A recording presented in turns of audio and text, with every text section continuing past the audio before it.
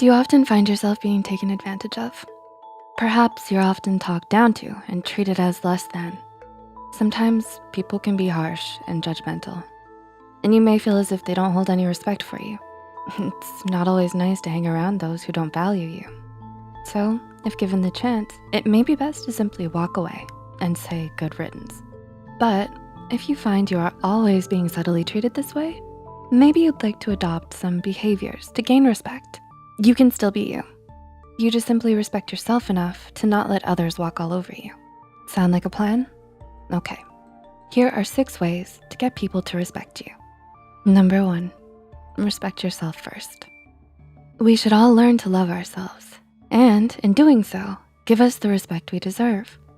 Often at times, we can be too harsh on ourselves and let our insecurities and dark thoughts take the lead. But do away with them. With a little practiced self-respect, you can be on your way to thinking higher of yourself and loving you in the process. Many researchers, such as Herbert M. Lefcourt, state that having a sense of internal locus of control over our own lives is a key condition for our mental health. Locus of control refers to how much someone feels a sense of agency towards their life. Someone with an internal locus of control believes the things that happen to them are strongly influenced by their own actions, abilities, or mistakes. To practice self-respect, you must first allow yourself to say no without feeling guilty. Prioritize what is important in your life. Protect yourself and choose to keep only healthy relationships. It's key to not let others take advantage of you and make sure you get what you pay for in life. So if you're at an ice cream stand and you paid for 2 scoops of ice cream and only received 1, instead of brushing it off, simply ask that you received that extra chocolate scoop and don't feel guilty about it. It's just ice cream and you're hungry. Your priority right now is to satisfy your appetite. And guess what? Ice cream is the way. 2 scoops, please. Furthermore, it's important to know you can create your own happiness, not just others. This is a form of self-respect as well. So go ahead and enjoy those 2 scoops. You respect yourself too much to not appreciate them, and you. Number 2, set clear boundaries. It's important to set boundaries for ourselves and others. Let's say your friend often comes over to your house for movie night. You love and care for your friend, but they aren't the most respectful guests. They put their feet up on your coffee table, they bring their dog Fleas over, they eat most of your food, and they leave Cheeto Puff remains on your furniture, everywhere. Do they respect you? Doesn't look like it. A good step would be to set some boundaries for when company comes over and discuss them with your dear friend. You can be kind when discussing this with them and consider their point of view as well. But it's your home and it's ultimately your rules. So tell them they can't keep scavenging through your fridge. Fleas must be on a leash and to keep their cheese-filled hands to themselves, not on the furniture. And paws off the table, Fleas. Number 3, understand you don't have to be nice all the time. Who wouldn't want to be nice when they want to? But when you feel like you have to at the expense of your own happiness, it's not a good idea. Sadly, a lot of people think they can take advantage of those who are kind to them. This doesn't mean you have to stop being a good person. Just simply know when you must put yourself first. And also, don't feel guilty about it all the time. You may think that if you don't do every favor your friend asks of you, they might not like you anymore. But what kind of friend is that? You may feel guilty if you don't accept your friend's invitation to hang out every time. But you just got snuggled into a bubble bath. You'd just like to be alone tonight. Perhaps you don't allow yourself to not smile. So you throw on a contrived smile before you go out the door, even when you're having a bad day.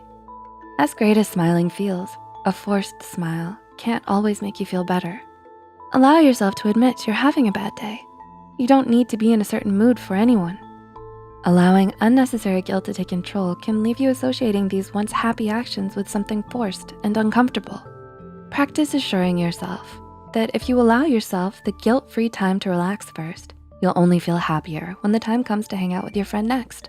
Number 4, speak up. Many of us often have shy personalities, so doing all the talking during a group conversation may not be our thing. But just because you're shy doesn't mean you should let others interrupt you. If others often interrupt you or appear as if they aren't listening, there's some tricks you can use to make yourself heard. First, try saying the name of the person you're speaking to mid-conversation. Similar to the cocktail party effect, we will often have our attention pulled back to reality when our names are heard. such as when we're at a cocktail party and hear our name in the distance. You know how your music teacher would always say your name mid-sentence to regain your attention? We're doing the same thing here.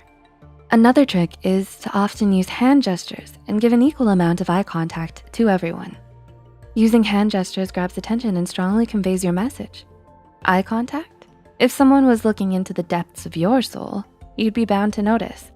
Just make sure you give everyone equal amounts of eye contact. Maybe no soul staring today. Number 5, don't over-apologize. Do you often find yourself apologizing for something that wasn't even your fault?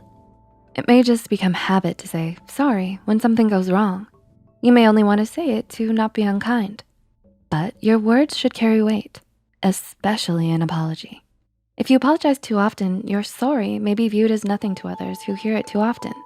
And unfortunately, over-apologizing can be a sign to others that you are submissive. Sooner or later, they'll assume you'll be the one to take the blame, or that you're too nice to speak up if they walk all over you. Some common things we unnecessarily apologize for. If you don't wanna do a favor, don't apologize. It's a favor.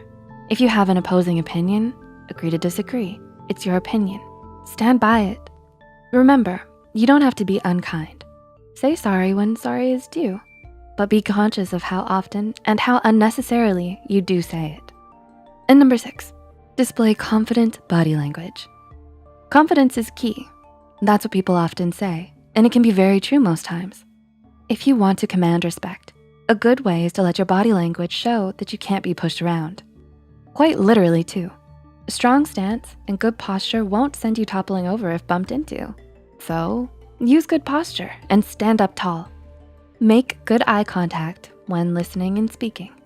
Crossing our arms is often seen as defensive, so it's best to relax them by your side. Carry your head high and eyes forward instead of looking to the ground.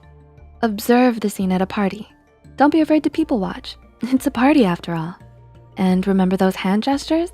Continue to use them while speaking, and you'll be as confident and respected as an Italian chef at a pizzeria. Mamma mia. Sorry, too much ice cream and pizza. Oops, not sorry.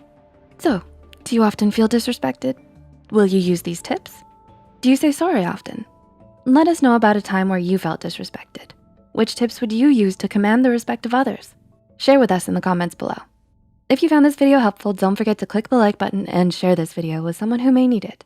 Subscribe to Psych2Go and hit the notification bell icon for more content like this. And as always, thanks for watching.